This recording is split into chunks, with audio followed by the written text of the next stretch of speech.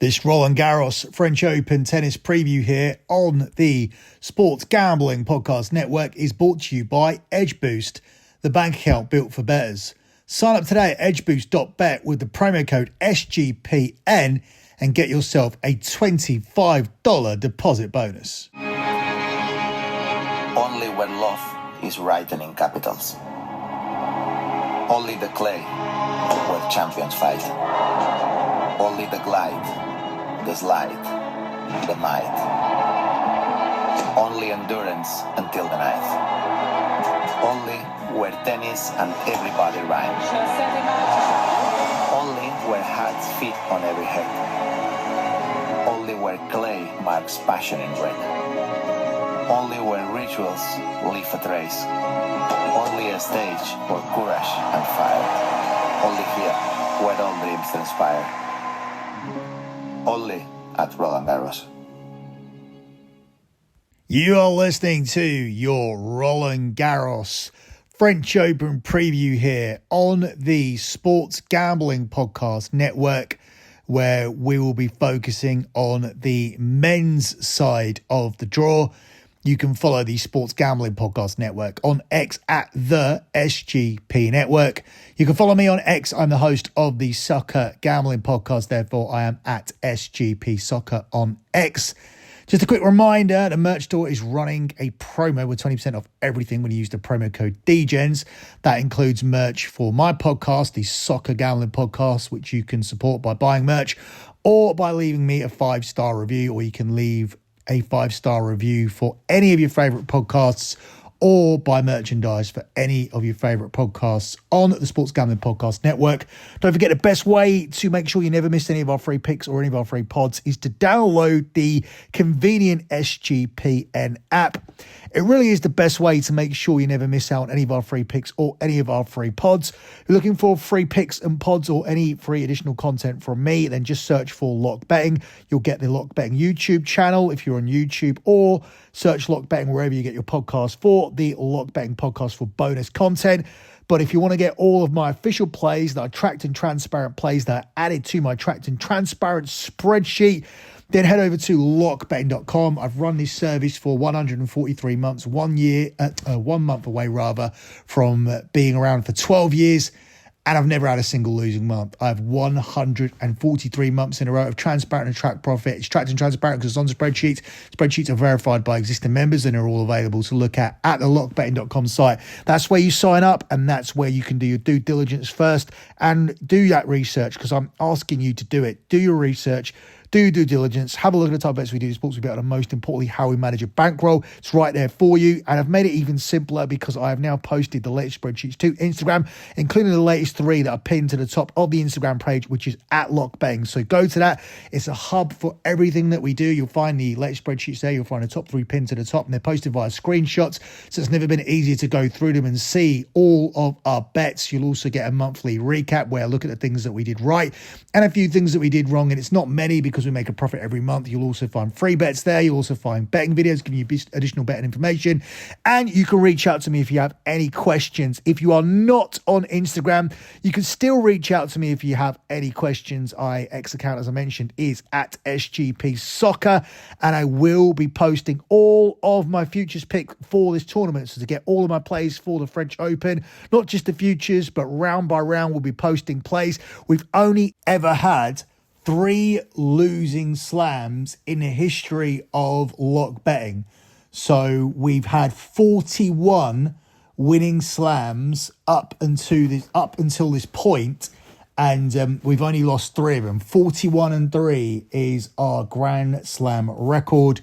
So if you want to get involved, if you want to get your tennis plays, if you want to get plays for all sports, head over to lockbetting.com, do your research, have a look through the spreadsheets. It's tracked and transparent. It's a fact. It's verified by members. Every single month we're posting that profit. Every single month we're posting that spreadsheet to prove it. And you can get involved with the service as we target another profitable month here in May, which would be the magical 144, which would be 12 years without a single losing month, 144 months in a row at lockbetting.com. So Let's move on to breaking down this men's preview for Roland Garros, the French Open. We are coming off ATP Rome, where Jannik Sinner could not win his home tournament. The world number one returned from a drugs ban. He was the favourite to win in Rome despite that ban, but he wasn't able to get it done. He comes into this tournament as the second favourite because the defending champion Carlos Alcaraz is your 5-4 favourite to win it. Sinner's available at 15-8. Then it's a big jump down to Djokovic at 12-1, 16-1 on Alexander Zverev, 20-1 on Lorenzo Musetti, 25-1 Casper Ruud, 33-1 on Jack Draper, and everyone else is 40-1 or bigger. I feel these odds are correct, and I want to be with the Alcaraz as the favourite. Sinner's obviously had that layoff. It didn't initially affect him in Italy, but he did drop quite a bad set to Tommy Paul, and then that second set against Carlos Alcaraz was also very convincing. Obviously, more time has gone by, but this is Alcaraz's tournament to lose. The clay is Carlos Alcaraz's domain. This is where I expect Alcaraz to regularly pick up this French Open slam, much like his idol Rafa Nadal did. And he has to, because otherwise Sinner is in danger of running away with things. Sinner is in danger of sweeping the slams this year, and that's not good for tennis. It's better for tennis if the slams are split, if we have competition at the top. Both Sinner and Alcaraz have dominated recently. They've won the last 5 straight slams. I don't think anything's going to change. It's going to come down to those two.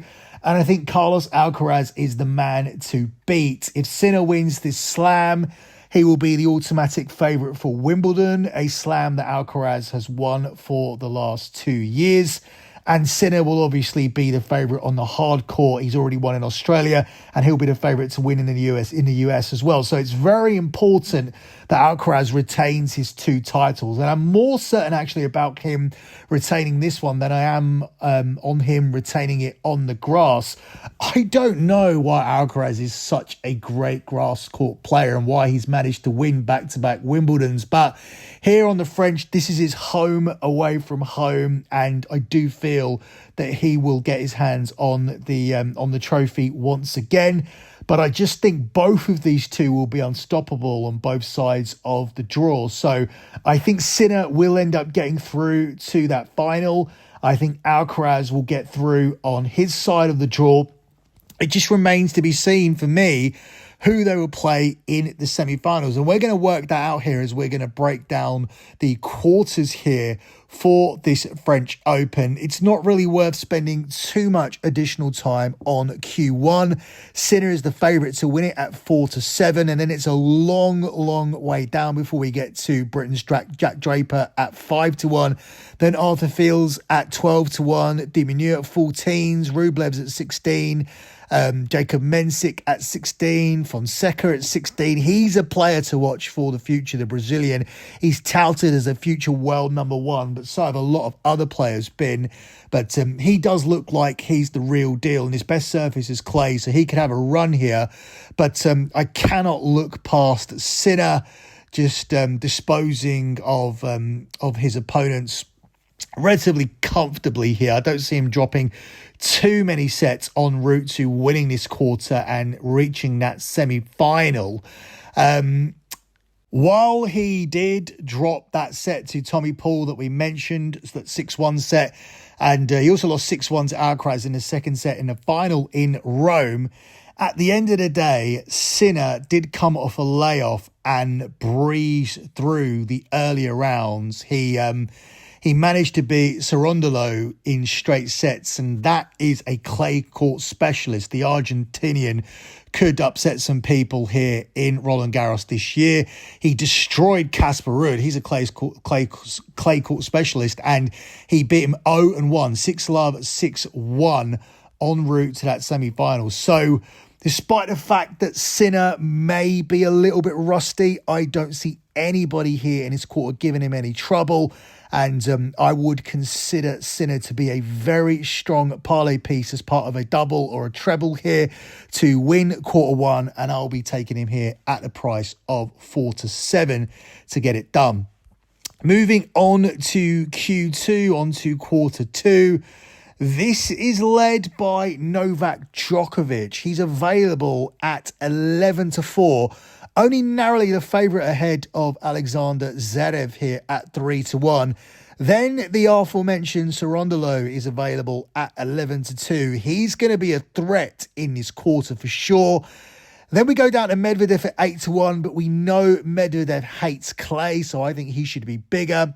Felix Auger-Aliassime, speaking of players who were touted as future world number ones, he's never quite made the mark that he was supposed to make, but he's 12-1 here. Dimitrov at 14-1, and then everybody else is bigger than 16-1. So Novak's interesting here. I don't think I've seen him as big as 11-4 to win a quarter for a long time. He is looking for Grand Slam number 25. He's absolutely desperate to get to number 25. And many believe that he will not be able to get here. His health has been a problem recently. A torn hamstring ended what was a tremendous run in Melbourne earlier on in the year. And I think a lot of people have forgotten about that. Don't forget, he played through injury and beat Carlos Alcaraz miraculously in that quarterfinal. He did only go on to last one set against Zverev in his semi-finals before retiring and looked nothing like himself in that first set that they played, those 13 games where he still took him to a tiebreak. But Novak Djokovic did put in an incredible performance in Melbourne, and we are less than a year out from him putting on what was almost a career best performance when he took apart Carlos Alcaraz to win that Olympic gold medal in straight sets on this very surface. So how can we be looking past Novak Djokovic here and automatically saying that he cannot win number 25? Throughout his career, he's done nothing but silence the critics constantly. So with that in mind, I actually think there could be some rare value on Novak Djokovic here at 11-4. I think he's being significantly underrated here. Do I think he can beat Sinner? Do I think he can beat Alcaraz? No, I don't. But do I think he can get through a quarter where I think the biggest threat is Cerundolo? I think Zverev's inconsistencies are back again. He did have a really good year last year, but he couldn't get over the line in any of those slams. If he had done, I think it would have given Zverev a massive boost of confidence and more belief in his game. But it is ultimately looking like this guy is never going to get over the line at a slam. And I see this being a little bit of a regression year for him. His record hasn't been fantastic in 2025. And I don't like him to come through this quarter. I think Cerundolo's a dark horse. But I think Novak, given what he's done, given that we are a year out from that performance at the Olympics, and given what he did to Alcaraz in Melbourne and only didn't get through to that final, I believe, because he was injured, because I think he would have got past Sasha Zverev if he'd been 100%, but he wasn't. But that's what happens when you're 38 years old. But he's looked good over the last week in Geneva, and I like Djokovic to win this quarter, especially at this price, especially at 11-4. I don't dislike taking favourites blindly, but Djokovic is barely a favourite here. And as I said, this is the biggest price that I've seen him at to win a quarter that I can recall. And for me, it's just too big an opportunity to pass up on here, on Novak being at 11-4 to reach the semi-finals of the French Open here in quarter two. Before we cover those two remaining quarters, let me take this quick pause to tell you guys about Edge Boost. Edge Boost is the first ever bank account built for bettors, ensuring all gambling transactions are approved.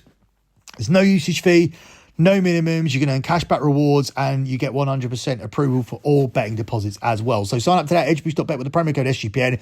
Deposit $25 and EdgeBoost will match the deposit. That's edgeboost.bet and the promo code SGPN. Let me also utilize this pause to tell you guys about Underdog Fantasy, because Underdog is going long for the NBA playoffs with their extender bonus. Hop in on game one, and the longer the series goes, the bigger that bonus gets. So head over to Underdog and sign up with the promo code SGPN and claim your special pick and first time deposit offer up to $1,000 in bonus credits. That's underdogfantasy.com and the promo code SGPN.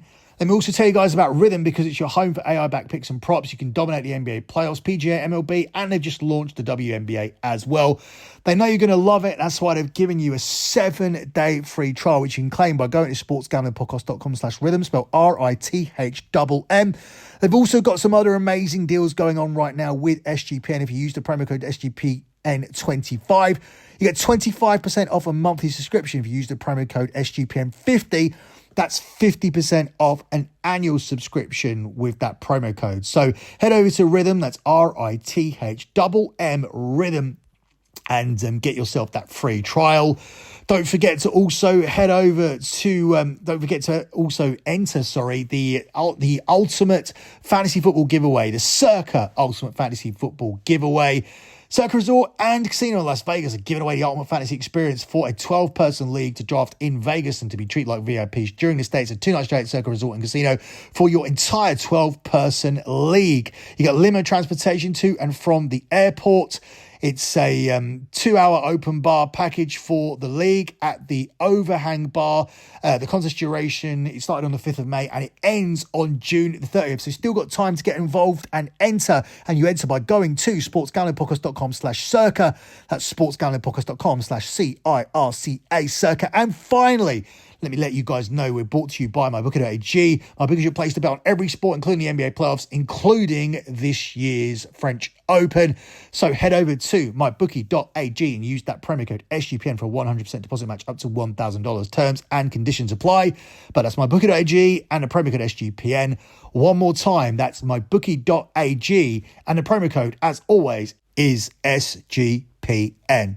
So continuing on with our preview, we got to quarter three, and quarter three is led here by Lorenzo Musetti, who's available here at 2-1. It's then 3-1 on Holger Rune. It's 5-1 on Taylor Fritz, who's the seed here, but is not a clay court specialist. Then it's a big drop down to Thomas Marchak at 14-1. Then you got Sebastian Korda at 16-1, and everybody else is 20-1 or bigger. Lorenzo Musetti has had an incredible year, and for me, he is the rightful favourite here to win this quarter. He's the best alternative to the big guns. He could be a really, really tough matchup for Carlos Alcaraz in that semi-final. His foray onto the clay in Europe this year has seen him reach the semis in both Madrid and Rome. Alexander Zverev was beaten at the latter event before Carlos Alcaraz inevitably proved to be too good for Musetti, but he has shown that this is his best surface and he can mix it with the best here on this surface.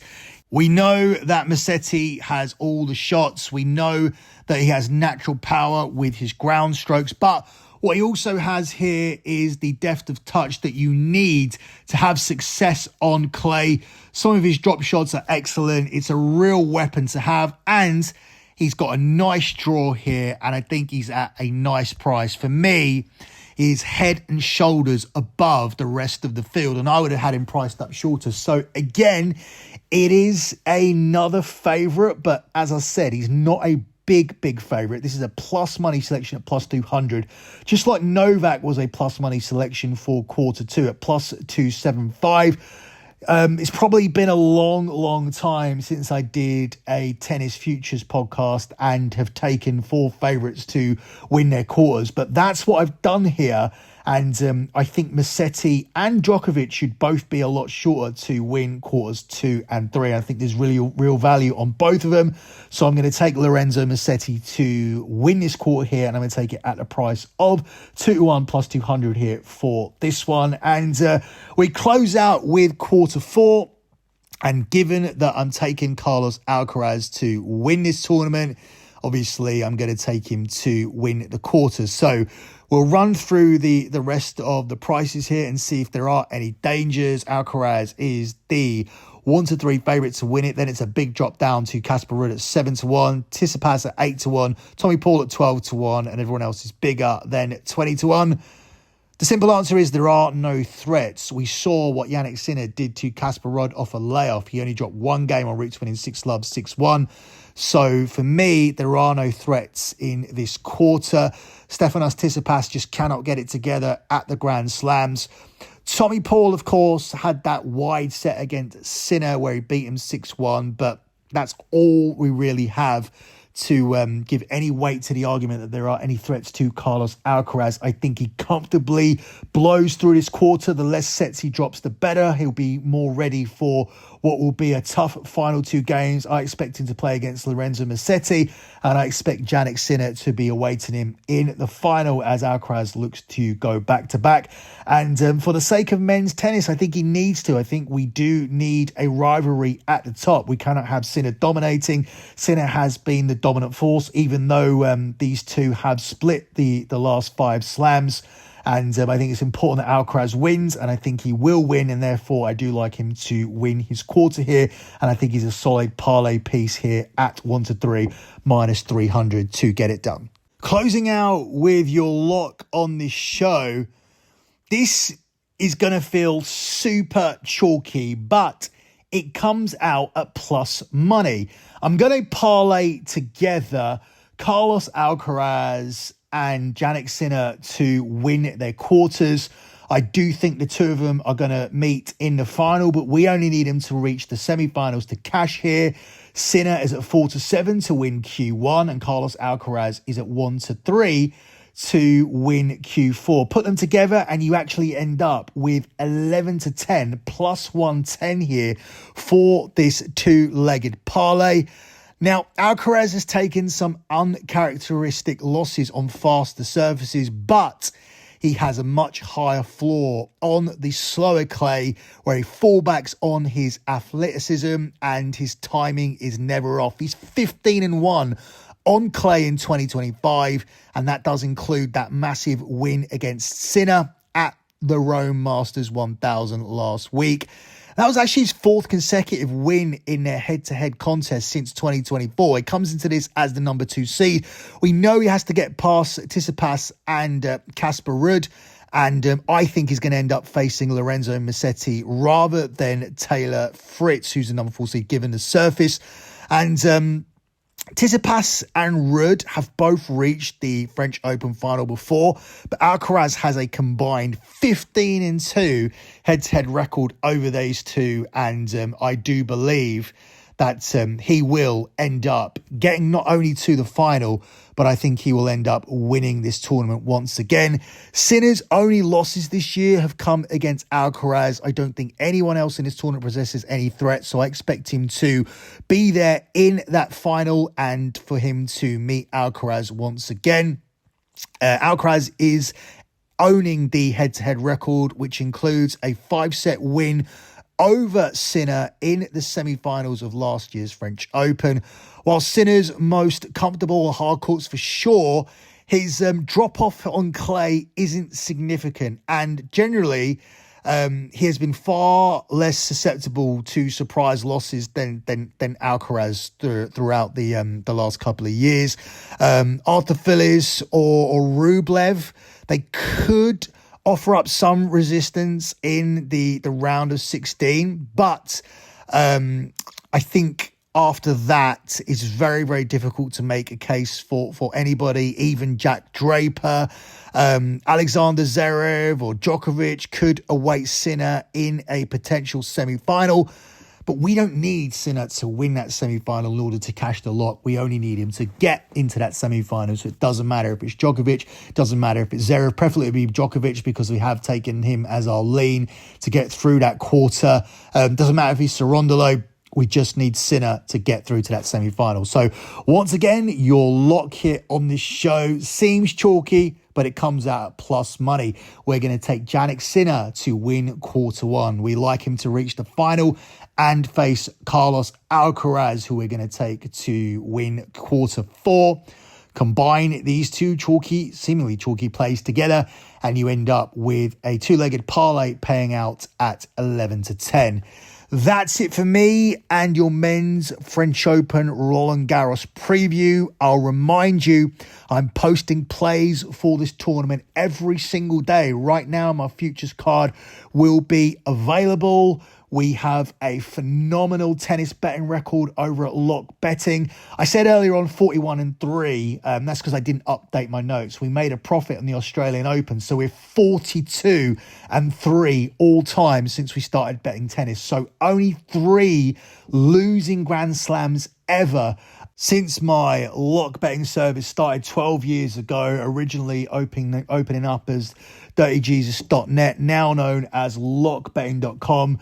That's phenomenal. I'll be surprised if anybody has a record as strong as that. So if you want to make that money, hopefully make that money during this French Open, then head over to lockbetting.com, get that futures card, and get my plays every day for this tournament, which will include plays from the women's side of the draw as well. Good luck with all of your bets as always, guys, and thanks for listening.